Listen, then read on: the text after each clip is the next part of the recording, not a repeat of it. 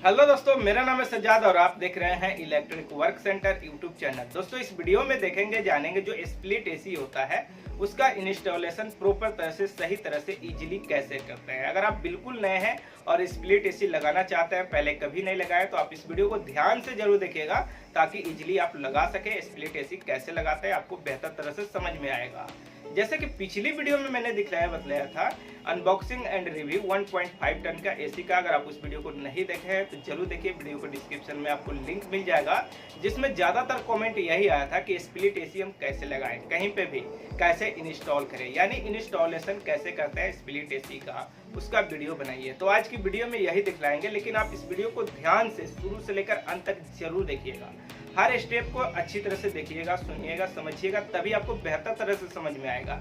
जैसे कि इसमें होता क्या है, खास करके प्रॉब्लम एयर लीकेज यानी गैस लीकेज हो जाता है। जब गैस लीकेज हो जाएगा तो गैस खत्म हो जाएगा, जब गैस खत्म हो जाएगा तो कूलिंग नहीं करेगा। इसका मतलब यही बनेगा कि आपको एसी लगाने नहीं आता है स्प्लिट। तो इसलिए जरूरी है हर स्टेप को ध्यान से देखना।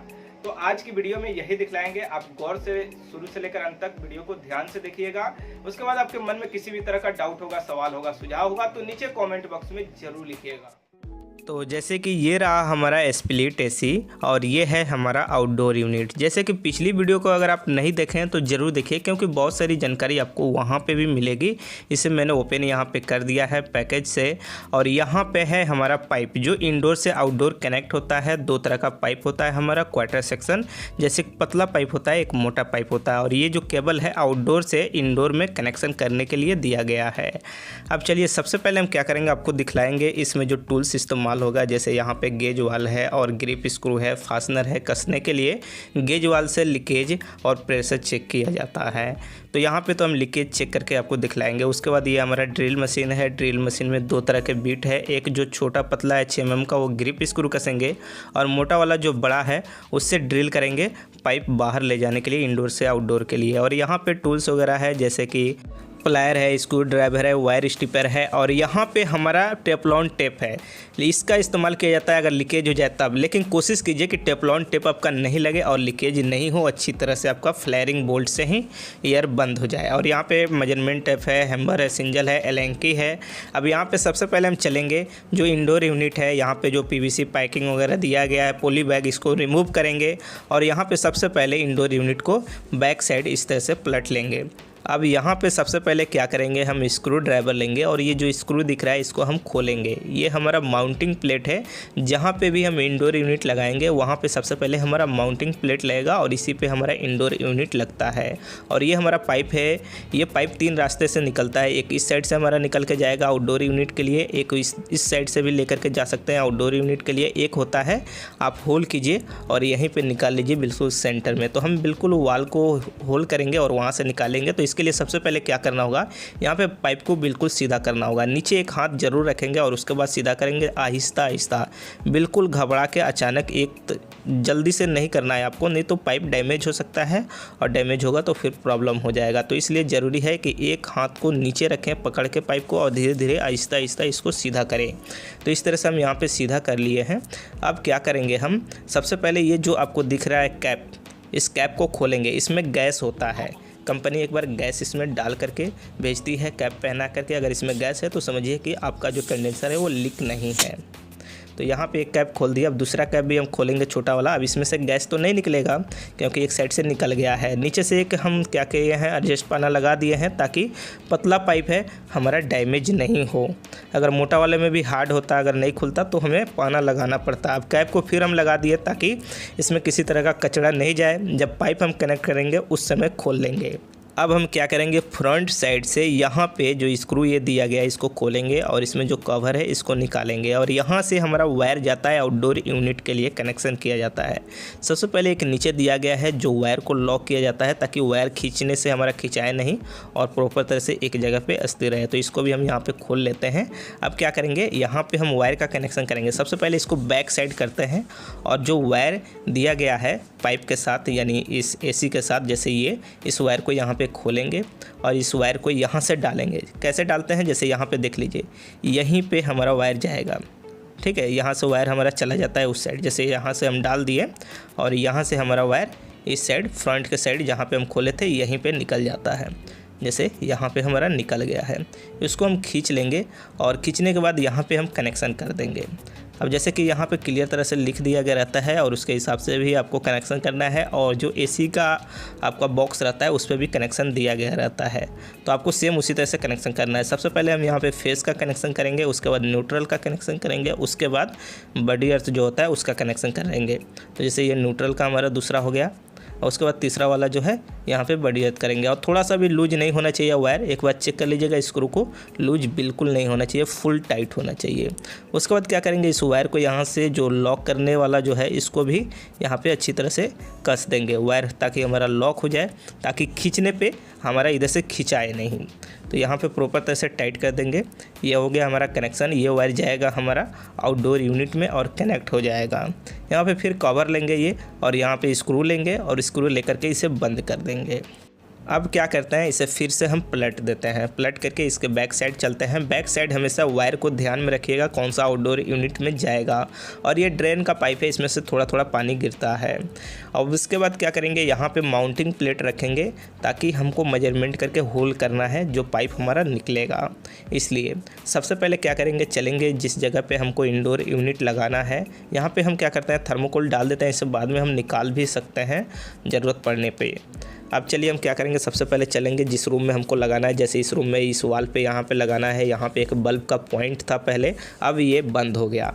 अब यहाँ पे इंडोर यूनिट जो हम लगाएंगे, मिनिमम जो सेलिंग से होता है वो 5 इंच गैप होना ज़रूरी है। अगर ज़्यादा है तो कोई प्रॉब्लम नहीं है, दोनों साइड से भी आपको 5 इंच 6 इंच ज़रूरी है गैप रखना। अगर ज़्यादा है तो कोई प्रॉब्लम नहीं है। जैसे यहाँ पे हमारा ज़्यादा है तो हम सेलिंग से डायरेक्ट जो होल है उसको 2 फीट पे ही कर देते हैं, क्योंकि हमारा गैप ज़्यादा है तो कोई प्रॉब्लम नहीं है। अब उसके बाद क्या करेंगे, इस वॉल की सेंटर निकालेंगे। जैसे जो हमारा वॉल है कितना चौड़ा है, इस वॉल को मेजरमेंट करेंगे और इसका सेंटर निकालेंगे, क्योंकि सेंटर में लगाएंगे तभी जाके हमारा अच्छा लगता है। जैसे ये हमारा सेंटर हो गया। अब उसके बाद क्या करेंगे, एसी को मेजरमेंट करेंगे और इसका सेंटर निकालेंगे। हर आपका इंडोर यूनिट एसी जो होता है उसका साइज एक ही होता है, फिर भी अगर आप नए हैं तो इस तरह से सेंटर निकालते हैं तो ज़्यादा बेहतर होगा। 1 फीट पे होल होता है मिनिमम, जैसे कि यहाँ पे दिखाते हैं हम आपको। यहाँ पे आप देखेंगे तो 1 फीट पे ये होल आप करेंगे तो आसानी से हो जाएगा। तो यहाँ पे क्या करेंगे, हम 1 फीट पे मार्किंग करेंगे और यहाँ पे मिनिमम 2 इंच मोटा होल किया जाता है। ठीक है। अब ऊपर सेलिंग से फिर हम यहाँ पे सेंटर निकाल लिए और यहाँ पे हम होल करेंगे। यहाँ पे सिंगल हैमर से भी कर सकते हैं, और आपके पास ड्रिल मशीन है, अगर बीट है तो आप 16 mm 20 mm के बीट से 1 2 3 होल करके आसानी से होल कर सकते हैं। जैसे कि हम ड्रिल मशीन लेंगे और यहाँ पे होल करेंगे, जैसे कि यहाँ पे हम होल कर रहे हैं। अब जैसे कि इसमें सरिया आ गया है हमारा, एक बार हम इसे निकाल दिया। अब यहाँ पे जैसे कि सरिया है तो हम क्या करेंगे, थोड़ा सा ऊपर कर लेंगे, क्योंकि यहाँ पे लिंटर है हमारा। लिंटर यानी जो बीम होता है वो है, तो कोई बात नहीं, हम थोड़ा सा ऊपर होल कर लेंगे, कोई प्रॉब्लम नहीं है हमको। तो यहाँ पे होल हम कर रहे हैं तो यहाँ पे देखिए हमारा आसानी से चला गया, यानी यहाँ पे नहीं है, ईंट का भी धूल जो है वो आ रहा है।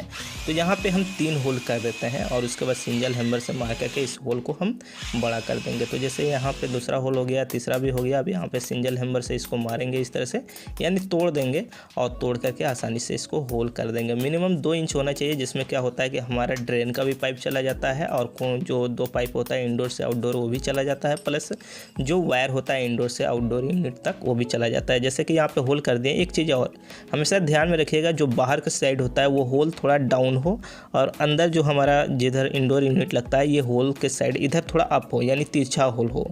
अब यहाँ पे क्या करेंगे, हम सबसे पहले यहाँ पे हम मेजरमेंट करेंगे। जैसे ये देखिए, ये जो पाइप है इससे हमारा माउंटिंग प्लेट की गैप कितना रहेगा, 5 इंच होता है, फिर भी इस तरह से आप मेजरमेंट कर सकते हैं। अगर आप नए हैं तो कन्फ्यूजन आपको नहीं होना चाहिए, इसलिए हर स्टेप को हम बता रहे हैं। तो यहाँ पे 5 इंच गैप होना चाहिए। तो यहाँ पे हम मेजरमेंट कर लिए। उसके बाद क्या करेंगे, यहाँ पे 5 इंच पे हम मार्किंग कर लेंगे। यहाँ पे मार्किंग करके फिर हम माउंटिंग प्लेट लगाएंगे। यहाँ पे हम मार्किंग कर लिए। अब यहाँ पे हम क्या करेंगे, आपका माउंटिंग प्लेट लगाएंगे। माउंटिंग प्लेट होल के बराबर होना चाहिए, क्योंकि नीचे ऊपर नहीं होना चाहिए, क्योंकि पाइप वहीं से निकल रहा है। आप देख लीजिए मिनिमम आधा इंच होता है पाइप आपका। आप माउंटिंग प्लेट को उसी हिसाब से आप मार्किंग कीजिएगा। यहाँ पे जो माउंटिंग प्लेट है उसको बिल्कुल हम सीधा लिए हैं। आप एंगल जो होता है राइट एंगल उसका इस्तेमाल कर सकते हैं, लेकिन हम यहाँ पे बिल्कुल सीधा किए हैं। टेढ़ा नहीं होना चाहिए, नहीं तो पानी का जो ड्रेन है वो फिर अंदर चूने लगता है। बिल्कुल लेवल आपका सही होना चाहिए। और यहाँ पे ड्रिल करेंगे, ड्रिल करने के बाद इसमें ग्रिप डालेंगे और उसके बाद स्क्रू से कस देंगे। तो यहाँ पे फटाफट हम माउंटिंग प्लेट को कस देते हैं और उसके बाद आगे का प्रोसेस हम आपको दिखलाते हैं। तो जैसे ये हमारा माउंटिंग प्लेट यहाँ पे कस लिया, अब उसके बाद क्या करेंगे, यहाँ पे जो ये थर्मोकोल डाले थे इसको हम निकाल देंगे। अगर इस साइड से हमको वायर नहीं निकालना रहता तो थर्मोकोल निकालने की ज़रूरत नहीं पड़ती। तो हम यहाँ पे निकाल दिया और यहाँ से जो वायर हम निकाले हैं वो हमारा मेन लाइन है, यानी मेन इनपुट होगा। और ये जो दूसरा वायर है ये हमारा आउटडोर यूनिट तक जाएगा। तो हम क्या करेंगे, यहाँ पे सबसे पहले इसको आपस में इस तरह से करेंगे और टेप लगा देंगे एक दो जगह, ताकि हमारा इधर उधर नहीं जाए, एक साथ इकट्ठा रहे। तो यहाँ पे दो जगह हम टेप लगा दिए। दो जगह टेप लगाने के बाद अब क्या करेंगे, यहाँ से इंडोर यूनिट को उठाएंगे और सबसे पहले वायर हमारा लंबा है तो हम इस होल से उस साइड बाहर निकाल देते हैं। वायर को निकालेंगे और उसके बाद यहाँ पे जो हमारा 3 पाइप है, एक ड्रेन का है जो पानी का और 2 हमारा पाइप गैस का है, इसको इसके साथ यहाँ होल में हम डाल देंगे। बिल्कुल सीधा डालेंगे, टेढ़ा किसी तरह का नहीं, आसानी से ये चला जाएगा। होल आपका होना चाहिए उस साइज का। अब यहाँ पे ये चला गया। अब इसे क्या करेंगे, हम बराबर बैठाएंगे। एक चीज़ और, जो इसमें लॉक दिया गया है, जिस तरह से बैक साइड आप देखे थे वहीं पे लॉक है और इसे लॉक होना चाहिए एकदम बिल्कुल बराबर सेंटर में लाएंगे। दोनों साइड का लॉक ऊपर से सबसे पहले फंसा देंगे और नीचे के साइड अब इसको दबाएंगे ना तो ये कट से करेगा और लॉक हो जाएगा। तो ज़रूरी है कि इसको लॉक करना, तब जाके ये हमारा सही से होगा। जैसे यहाँ पे हमारा लॉक हो गया, अब ये हमारा हिलेगा भी नहीं, बिल्कुल सही हो गया, फिक्स हो गया। तो इस तरह से हमारा इंडोर यूनिट यहाँ पे लग गया। अब इसमें हम क्या करेंगे, पाइप जोड़ेंगे। पाइप जोड़ने के लिए अगर आप सीधा जोड़ना चाहते हैं जोड़ सकते हैं। अगर यहाँ पे टेढ़ा है आपको करना है तो आपको थोड़ा दूरी से टेढ़ा करना होगा। अचानक एक ही जगह से ये टेढ़ा नहीं होगा, क्योंकि फिर वहाँ पे पचक जाएगा और डैमेज हो जाएगा। हमेशा ध्यान में रखिएगा, थोड़ा थोड़ा आपको आगे पीछे करके करना होगा। जैसे एक साइड से कर रहे हैं, थोड़ा थोड़ा बढ़ते जाना होगा। तो यहाँ पे आराम आराम से करना होगा, नहीं तो स्प्रिंग का आप इस्तेमाल कीजिए। तो स्प्रिंग इसमें उतना अच्छे से काम नहीं करेगा जितना अच्छा से आप हाथ से कर सकते हैं। तो यहाँ पे धीरे धीरे आपको करना होगा, थोड़ा थोड़ा बढ़ाते हुए इस तरह से हम कर लेंगे। तो यहाँ पे हो गया। अब उसके बाद क्या करेंगे, पाइप लेते हैं। पाइप को इस तरह से हम सीधा कर सकते हैं, ज़मीन पर रखेंगे, प्लास्टर पे इस तरह से करेंगे तो आसानी से हो जाएगा। ऐसे भी हाथ से हो सकता है। आप धीरे धीरे काम कीजिएगा तो आपको बहुत अच्छा एक्सपीरियंस खुद हो जाएगा। अब यहाँ पे एक साइड फ्लेयरिंग किया गया है तो हम फ्लेयरिंग नहीं करेंगे, डायरेक्ट कस देंगे। दूसरे साइड फ्लेयरिंग हमको करना पड़ेगा। अब यहाँ पे जैसे इस तरह से लगाएंगे और यहाँ पे इसको कस देंगे। अब यहाँ पे एडजस्ट पाना का इस्तेमाल जरूर कीजिएगा, जिसे सिलाई रेंच भी कहा जाता है बहुत से जगह पे। और 2 पाना का, एक साइड से आपको पकड़ना है और एक साइड से आपको कसना है, नहीं तो पाइप मुड़ जाएगा तो फिर वो डैमेज पक्का हो जाएगा। तो हमेशा ध्यान में रखिएगा और फुल टाइट कीजिएगा, थोड़ा सा भी लूज नहीं, फुल टाइट। उसके बाद फिर उसी तरह से जो पतला वाला पाइप है उसको भी लेंगे और एक साइड तो फ्लेयरिंग करके कंपनी ने दिया ही है और फिर यहाँ पे इसको कस लेंगे। इस तरह से ये आसानी से कस जाता है। अभी जब ये थोड़ा कस जाए तो उसके बाद क्या करना होगा, आपको फिर पाना ले लेना होगा और दोनों साइड से पकड़ना होगा। एक साइड से पकड़ लिए और एक साइड से आपको कसना होगा। और थोड़ा सा भी लूज नहीं कसा जाता है, क्योंकि अगर लूज रहेगा तो फिर लीकेज हो जाएगा। लीकेज हो जाएगा तो फिर आपका सही तरह से हुआ ही नहीं, फिर गैस ख़त्म हो जाएगा, फिर प्रॉब्लम हो जाएगा, क्योंकि कूलिंग करेगा ही नहीं। तो यहाँ पर हम अच्छी तरह से टाइट कर दिए हैं। आउटडोर यूनिट ऊपर हमारा है और ये जो ड्रेन का पानी का पाइप है यहीं पे हमारा पानी गिरेगा, कोई प्रॉब्लम नहीं है। अगर दूसरी जगह आपको ले करके जाना है तो पाइप जोड़ करके ले करके जा सकते हैं। ये हमारा आउटडोर यूनिट है और यहाँ पे जो ये हमारा दिया गया गत्ता इसे हटा देंगे। अब यहाँ पे जैसे कि हमारा ये दोनों पाइप है, अब इस साइड हमको फ्लेयरिंग करना होगा।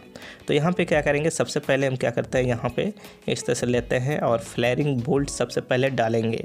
अब यहाँ पे फ्लेयरिंग बोल्ट डालने के बाद इसको इसके अंदर कसेंगे। यहाँ पे हमारा फ्रेश है पाइप, अगर फ्रेश अगर जहाँ पे नहीं रहेगा वहाँ पे इस तरह से रेती हमको मारना पड़ेगा, फ्रेश करना पड़ेगा, नहीं तो फट जाता है, आपका फ्लेयरिंग नहीं हो पाता है। तो यहाँ पे अच्छी तरह से रेती मार देंगे और उसके बाद क्या करेंगे, यहाँ पे ये फंसाएंगे इसको और इसको फंसा करके इसको इस तरह से फ्लेयरिंग कर लिया जाता है। इस तरह से हम यहाँ पे फ्लेयरिंग इसको कर लेंगे, पूरा फ्रेश होता है और अच्छी तरह से करेंगे, थोड़ा सा भी लूज नहीं। और यहाँ पे अगर फट जाए तो समझिए लीकेज हो जाएगा, तो इस बात को ध्यान में रखना है। लेकिन हमारा फ्लेयरिंग सही है। अब यहाँ पे क्या करेंगे, जो ये मोटा वाला पाइप है तो मोटा वाला में जाएगा, पतला वाला पतला में जाएगा, चेन तो आपका लग नहीं सकता एक दूसरे में। तो यहाँ पे हम क्या करेंगे, अच्छी तरह से इसको कस लेते हैं। यहाँ पे इसको कसने के बाद क्या करेंगे, पाना से भी आपको टाइट करना होगा और थोड़ा सा भी लूज नहीं, फुल टाइट करना है, नो लूजिंग।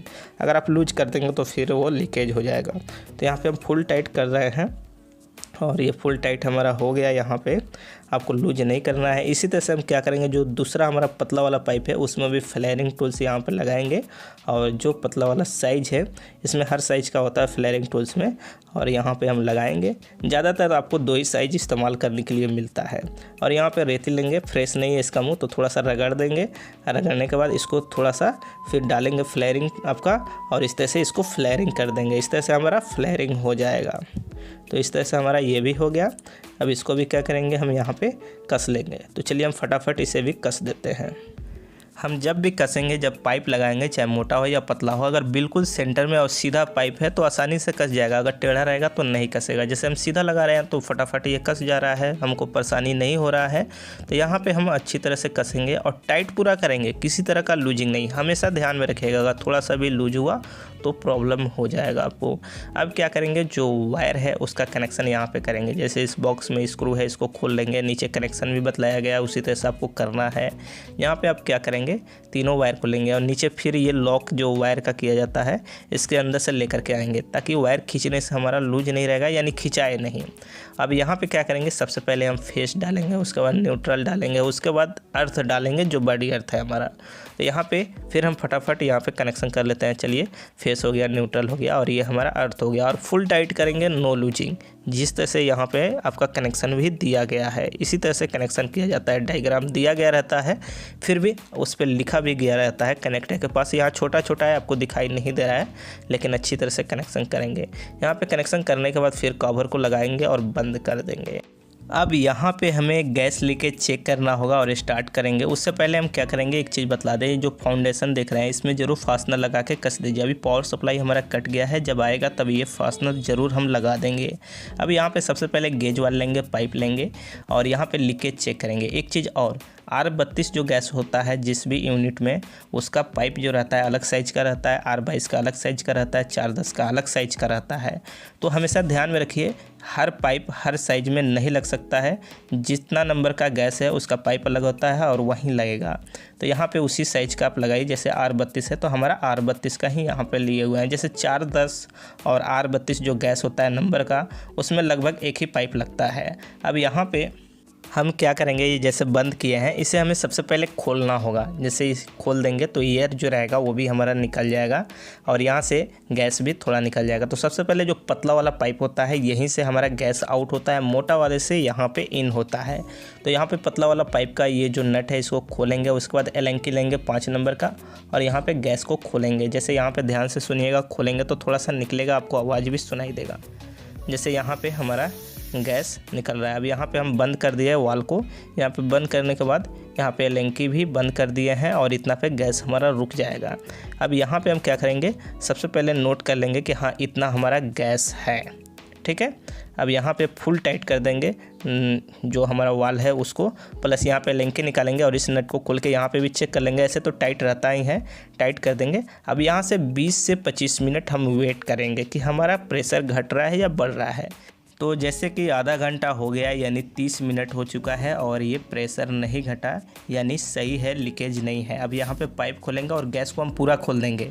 एक चीज़ और बतला देना चाहते हैं कि कहीं कहीं पे क्या होता है, दूसरा तरीका होता है एक लीकेज चेक करने के लिए। पानी डालते हैं, पानी डालने के बाद हम इसमें सर्फ डालेंगे जो कपड़ा धुलते हैं और इसको मिला देंगे आपस में, और इससे हम जॉइंट वगैरह जहाँ नट वगैरह कसे हैं उस पर डालेंगे और उस पर से बुझ अगर बिकता है या नियर रहेगा तो दिखाई दे देता है। लेकिन सबसे अच्छा तरीका होता है गेज वाल का। जैसे ये वोल्टास का ही एसी है और यहाँ पे हम क्या किए हैं, इस तरह से चेक किए हैं। बहुत पुराना है ये, लगभग बहुत दिन पहले की बात है और यहाँ पे टेफ्लॉन टेप भी लगाना पड़ा था, तब जाके लीकेज बंद हुआ था।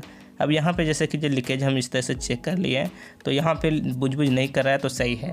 अब इस तरह से क्या करेंगे, यहाँ पे सबसे पहले पतला वाला जो पाइप है इसमें से खोल देंगे पूरा एलेंकी, फिर उसके बाद मोटा वाला भी खोल देंगे। तो इस तरह से खोल दिया जाता है। तो इस तरह से यहाँ पे उसको भी हम खोल लेंगे गैस को। तो यहाँ पे हम इस तरह से खोलने के बाद जो नट वगैरह है इसको भी हम लगा देंगे और इसको भी टाइट कर दिया जाता है। तो इसी तरह से चेक किया जाता है। अगर कहीं पे आपके पास गेज वाल नहीं है, लेकिन कोशिश कीजिए गेज वाल के थ्रू काम करने के लिए, ज़्यादा बेहतर होता है, सही होता है। अब यहाँ पे जो एसी अभी हम लगाए हैं इसका गैस वगैरह हम खोल दिए हैं। अब यहाँ पे सबसे पहले हम स्टेबलाइज़र लगाएंगे। जैसे ये हमारा स्टेबलाइज़र है वी-गार्ड का। यहाँ पे ये जो फ्रेम है वॉल माउंटिंग, इसको ग्रिप स्क्रू से वॉल में कस देंगे इस तरह से। उसके बाद जो स्टेबलाइज़र है इसमें लॉक होता है, जो इसका बैक साइड ये रहता है। इसको क्या करेंगे, स्टेबलाइज़र को लगा देंगे यहाँ पर इस तरह से। लगाने के बाद क्या करेंगे, जो वायर एसी का है इनपुट स्टेबलाइजर से आउटपुट होगा वहाँ पे कनेक्शन होगा। तो यहाँ पे हम स्क्रू को खोलेंगे और यहीं पे एसी का वायर जो है कनेक्शन कर देंगे। इसमें सबसे पहले फेस होता है, उसके बाद न्यूट्रल होता है, उसके बाद बॉडी अर्थ होता है। तो यहाँ पे हम क्या करेंगे, सबसे पहले तीनों वायर को इस तरह से कस लेंगे, फेस, न्यूट्रल और बॉडी अर्थ। और उसके बाद क्या करेंगे, फिर ये जो कवर है प्लेट इसको कस देंगे। अब उसके बाद क्या करेंगे, स्टेबलाइजर का जो वायर है यहाँ पे टॉप लगाएंगे। टॉप में इस तरह से कनेक्शन हो जाता है न्यूट्रल, फेस और अर्थ। उसके बाद यहाँ पे टॉप को कस देंगे। टॉप को कसने के बाद इसके अंदर हम लगा देंगे। अब चलिए हम क्या करते हैं, एसी को ऑन करते हैं। यहाँ पे फाइनली लग गया। सबसे पहले यहाँ पे जो मिनी एमसीबी है इसको ऑन करेंगे। जैसे पावर सप्लाई भी है, स्टेबलाइजर आपका 5 सेकंड लेता है और उसके बाद ये आउट कर जाता है। अब यहाँ पे आप देखेंगे तो लाइन आ चुका है, फर्स्ट क्लास है, कोई प्रॉब्लम नहीं है, यानी ऑन हो गया यहाँ पे एसी आपका। अब रिमोट से आप इसका टेम्परेचर अप डाउन कर सकते हैं, जैसे 16 डिग्री, 17 डिग्री, जितना पे आप चाहें, जितना कूलिंग आपको ज़रूरत है उतना पे आप सेटअप कर सकते हैं। जैसे यहाँ पे 16 हम किए हैं, अगर आप चाहें तो इसको बढ़ा सकते हैं, इस तरह से घटा सकते हैं। अब उसके बाद यहाँ पे ऑन ऑफ करने के लिए भी दिया गया रहता है रिमोट। उसके बाद यहाँ पे मोड भी दिया गया रहता है, किस मोड में आप चलाना चाहते हैं, कितना डिग्री पे। तो आप अपनी ज़रूरत के हिसाब से इसे चला सकते हैं और ये अच्छा कूलिंग करता है। एक चीज़ और, ये 16 डिग्री की बात करें या 70 डिग्री की बात करें तो हर कंपनी का अलग अलग होता है, कूलिंग भी सबका अलग अलग हो जाता है। यहाँ पे स्टेबलाइजर इनपुट आउटपुट जो आएगा आपका उसके हिसाब से 240 तक बना करके देता है, यानी 240 वोल्ट बना करके देता है इसी को चलने के लिए। यहाँ पे जो आउटडोर यूनिट है वो मिनिमम 3 मिनट के बाद आउट करता है और आउटडोर यूनिट चलता है। अभी ये फ़िलहाल बंद है, जब ये 3 मिनट हो जाएगा तो वहाँ से जो इंडोर यूनिट का पीसीबी होता है वो आउट करता है वहाँ से, यानी पावर कमान देता है और उसके बाद ये ऑन होता है। तो ये 3 मिनट तक के बाद ही ऑन होता है। जैसे ये अभी ऑन हो गया, ये ऑन होगा तभी जाके आपका रूम के अंदर कूलिंग होगा। ऐसे तो उसका ब्लोअर चलता है, हवा मिलता है, पर कूलिंग अब हो रहा है, यानी ठंडा हवा अब दे रहा है। तो इस तरह से आप स्प्लिट एसी का इंस्टॉलेशन कर सकते हैं। अगर आपको ये वीडियो अच्छी लगी तो लाइक और शेयर ज़रूर कीजिए।